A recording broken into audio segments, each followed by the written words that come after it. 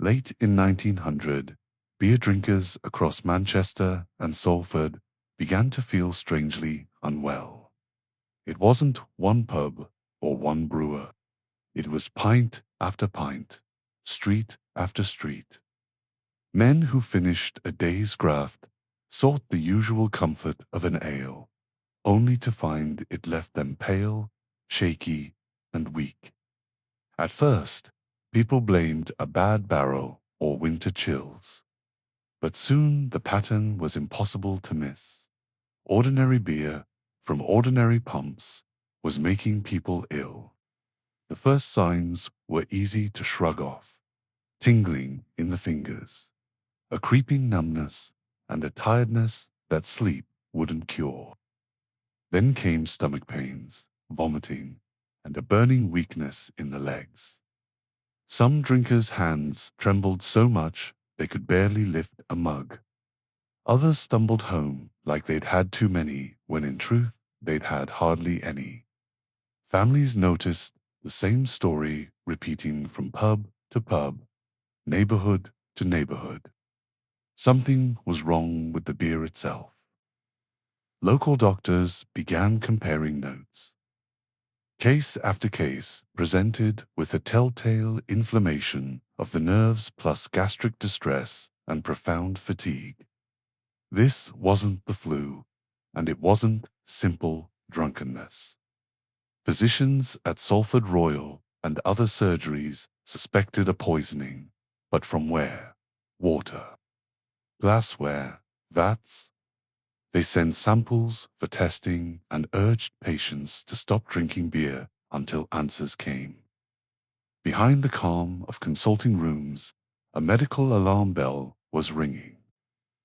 By early December, rumors spread faster than headlines. Some pubs emptied, others stayed packed with men arguing whether the scare was real. Landlords defended their barrels. Regulars defended their habits. Yet the stories kept piling up. Numb feet, stabbing pains, a weakness that lingered. Outside corner pubs and along misty back streets, wives warned husbands off the beer, and husbands promised to be careful while quietly hoping their usual pint would be fine tonight. Medical officers of health fanned out with bottles, tags, and sealing wax. They drew samples straight from pub cellars and brewery stores, careful to record cask numbers and taps. Official letters went to breweries demanding cooperation. This wasn't about one brand. It cut across the trade. Behind the scenes, a chain of custody was built, liquid evidence from pump to lab. If it was tainted, the tests would prove it. And soon they did. In municipal and hospital laboratories, chemists performed classic tests and found what they feared: arsenic in beer, not in trace amounts, but enough to sicken thousands. The reaction left clouds of precipitate and no room for doubt. Arsenic explained the gastric upsets, the nerve damage, the relentless weakness. The question shifted from how on earth did arsenic get into so much beer? Brewers often used glucose brewing sugar to adjust recipe and fermentation. In this case, a batch of glucose had been made using impure sulfuric acid produced from arsenic. The contamination traveled from chemical plant to sugar refinery, then into brewery stores, and finally into the public's pint. No villain spiked the beer. Instead, a chain of careless standards let poison seep into an everyday drinking scene, untested and devastatingly effective. The trail, when mapped, looked simple. Or gives acid, gives glucose, gives brewery, gives pub. But along that route were gaps in testing, assumptions about purity, and a culture that trusted suppliers more than measurements. Barrels were checked for volume, beer for clarity and taste, but not for arsenic. A single industrial misstep became a public health disaster because no one imagined that a staple ingredient might carry a deadly hitchhiker all the way to the bar. In boardrooms, managers argued responsibilities. The chemical works blamed raw materials. The sugar refiners pointed to accepted practice. The brewers insisted they'd bought in good faith, but the truth cut through the paperwork. Quality controls were weak, and regulation lagged behind industry. Without clear standards for chemical purity and routine testing, customary methods had been allowed to trump safety until the victims themselves proved the system was broken. By winter's end, thousands were affected and more than 70 people had died, with many survivors left with lasting nerve damage and disability. It wasn't just numbers. It was households changed forever and communities that lost faith in a daily comfort. Authorities and breweries moved to pull suspect beer from pubs. Landlords removed pump handles, casks were quarantined, and safer supplies were rushed in. Notices spread some official, many word off, mouth warning people off particular beers until the alcohol. For publicans, it was painful.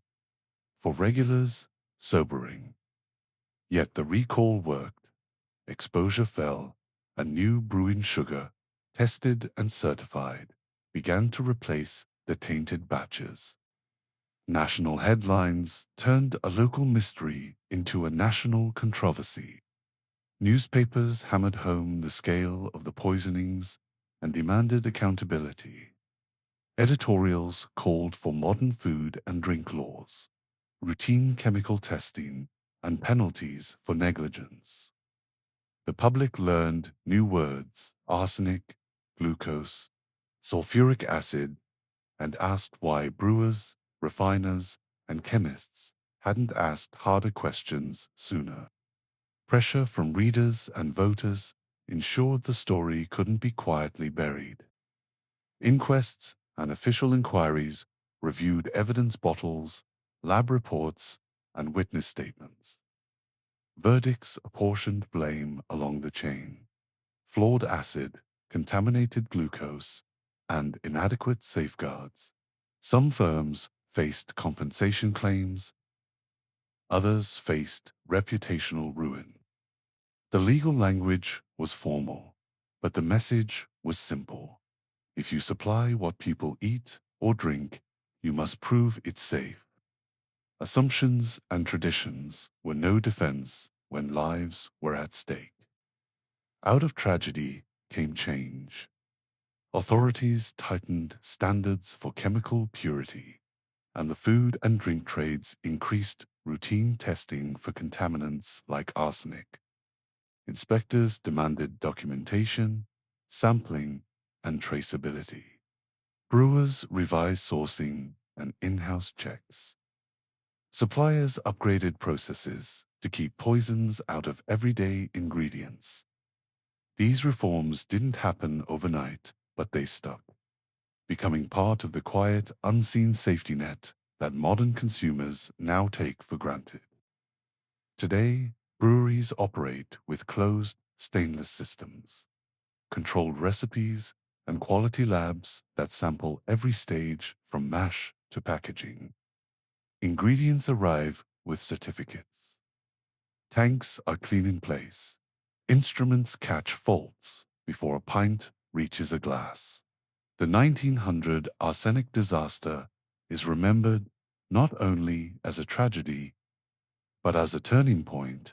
It taught Britain that public health depends on standards, science, and vigilance, so that the everyday pleasure of a beer remains exactly that. Please, if you are enjoying discovering disasters, don't forget to hit the like button, and even better, sub to the channel. Thank you for your time.